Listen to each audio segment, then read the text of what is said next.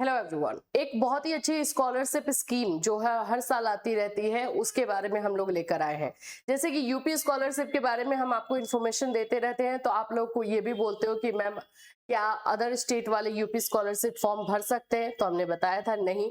लेकिन ऐसे बहुत सारे स्कीम आते हैं जो स्कॉलरशिप स्कीम होता है, जो कि आप किसी भी स्टेट के हो तो भर सकते हो। आज इसी स्कीम के पे बात करने वाले हैं। नेशनल स्कॉलरशिप जो है ये है आप लोगों का, और ये कौन कौन से बच्चे भर सकते हैं, क्या क्या इसमें जो है एलिजिबिलिटी होती है, कैसे फॉर्म को भरोगे, ये सारी चीजें जो है आज इस वीडियो में हम लोग कवर करने वाले हैं। तो चाहे आप बिहार के हैं, झारखंड के हैं, आप यूपी के हैं, उत्तराखंड के हैं, दिल्ली के कहीं के भी हैं, आप ये फॉर्म डाल सकते हैं। कंडीशन बस इतना है कि आप कोई भी रेगुलर कोर्स कर रहे हो, चाहे आप बीएड कर रहे हो, डीएलएड कर रहे हो, कहीं भी आपने एडमिशन लिया हो, तो आप जो है इस फॉर्म को फिल कर सकते हैं। तो चलिए डिटेल में जानते हैं इस वीडियो में। तो फ्रेंड्स, चैनल को सब्सक्राइब कर लीजिएगा, बेल आइकन को हिट कर दीजिएगा। यहाँ पर आपको स्कॉलरशिप से रिलेटेड, जॉब से रिलेटेड, वैकेंसी से रिलेटेड हर तरह की इंफॉर्मेशन दी जाती है। सबसे पहले तो मैं आप लोगों को यहाँ पर दिखा दूं, तो हम लोग डायरेक्ट साइट पर ही है। पूरा मैं एकदम स्टार्टिंग से दिखाती हूँ। ये है आप लोगों का एनएसपी, नेशनल स्कॉलरशिप पोर्टल, ठीक है। इसी पर आप लोगों को आना है, और जो नेशनल स्कॉलरशिप स्कीम जो है होता है वो कोई भी भर सकता है, किसी भी स्टेट का।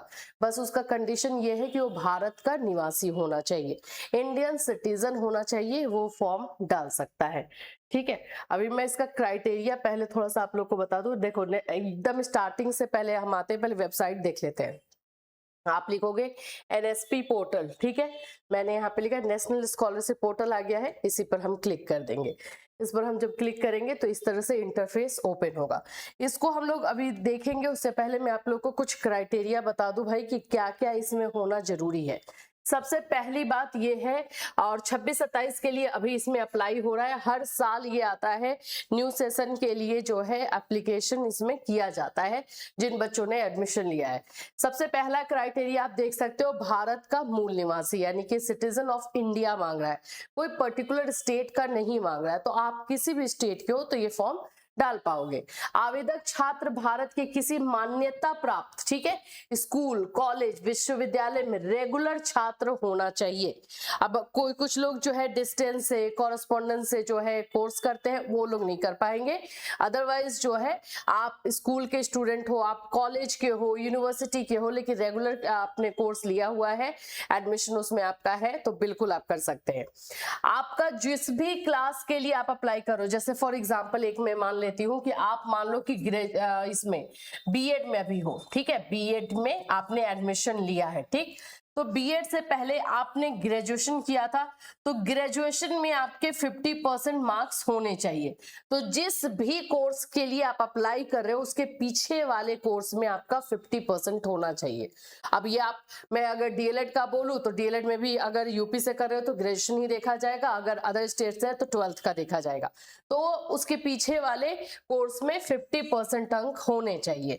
आवेदक छात्र का बैंक खाता आधार कार्ड से लिंक होना चाहिए। आपका बैंक अकाउंट होना चाहिए जो कि आधार से लिंक हो, जिसको कि हम लोग कितनी बार ही मैं आप लोगों को बता चुकी हूँ कि डीबीटी के माध्यम से ही आप लोगों को पैसा आता है। तो आधार को सीड करना, आधार सीडेड होना आपका बैंक अकाउंट बहुत जरूरी है। अब इसमें बहुत बार मैंने बताया, लेकिन एक बार मैं फिर से बता देती हूँ। अगर आपके पास 3-4 अकाउंट है तो कोई एक अकाउंट ही आधार सीडेड होता है, याद रखना, कोई एक ही होता है। तो आपका जो अकाउंट आधार सीडेड है वही वाला अकाउंट नंबर आपको यहाँ पे देना है, ठीक है। आवेदक छात्र को स्कॉलरशिप के लिए अपनी मौजूदा संस्था से वेरिफिकेशन करना होगा। अब यही होता है यहाँ पर।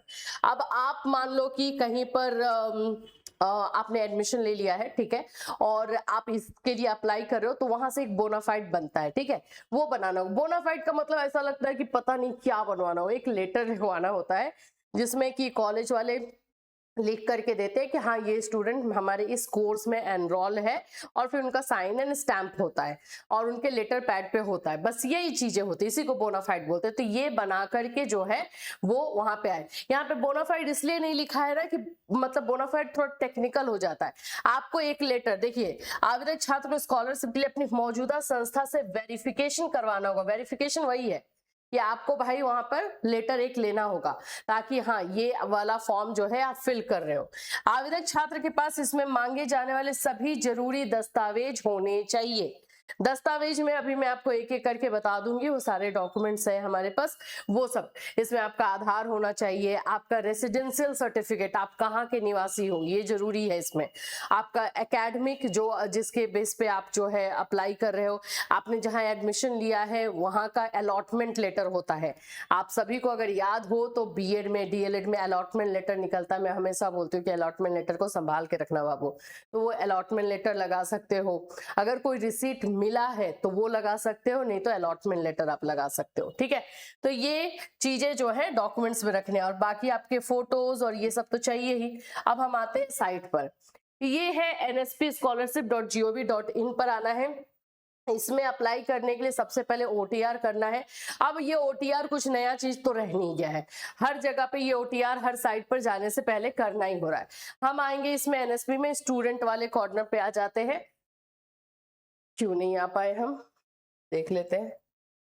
हाँ अब देखो यहाँ पर है ये ओटीआर का सेक्शन है, अप्लाई फॉर स्कॉलरशिप है, पहले ओटीआर करेंगे। ओटीआर के लिए जो है हम यहाँ पे लॉगिन है, इस पे क्लिक कर देते हैं।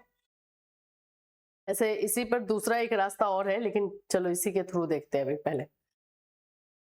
तो हम ओटीआर में आएंगे। ओटीआर में आप लोगों को जैसे आपको पता है मोबाइल नंबर, आधार, ये सब वेरिफिकेशन होता है।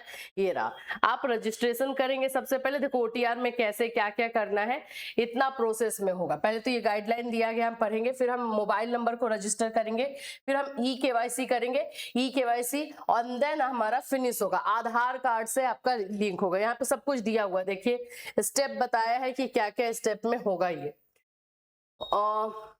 पहले OTR is mandatory for applying for various scholarship. Essential requirement of OTR active mobile number और no payment of fee, किसी तरह का पेमेंट आपको इसमें तो नहीं करना है। Once allotted an OTR, student can apply for scholarship, ठीक है।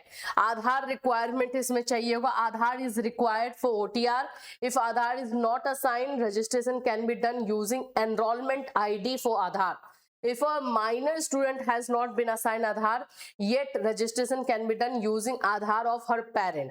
अब देखो यहाँ पे आधार बहुत जरूरी है, अगर आपका आधार नहीं है तो आपके पेरेंट्स का आधार चलेगा, अगर माइनर स्टूडेंट है तो मतलब 18 साल से नीचे है उसका तो इस पे हम लोग आ जाएंगे और आप लोग डिटेल में यहाँ पे पढ़ सकते हो। हम लोग इसमें बोलेंगे I have read and understood, यहाँ पर भी, एंड देन नेक्स्ट कर देंगे, ठीक। नेक्स्ट करेंगे, उसके बाद यहाँ से प्रोसेस स्टार्ट हो जाएगा। इसमें आपको अपना मोबाइल नंबर डालना है, मोबाइल नंबर से गेट ओटीपी करोगे, आपके मोबाइल पर ओटीपी आएगा, जो ओटीपी आएगा आप इसमें डालोगे, है ना, एंटर ओटीपी। फिर यहाँ पर आपका कैप्चा आता है, वो कैप्चा कोड यहाँ डालोगे एंड देन वेरीफाई करोगे। ये आपका हुआ प्रोसेस।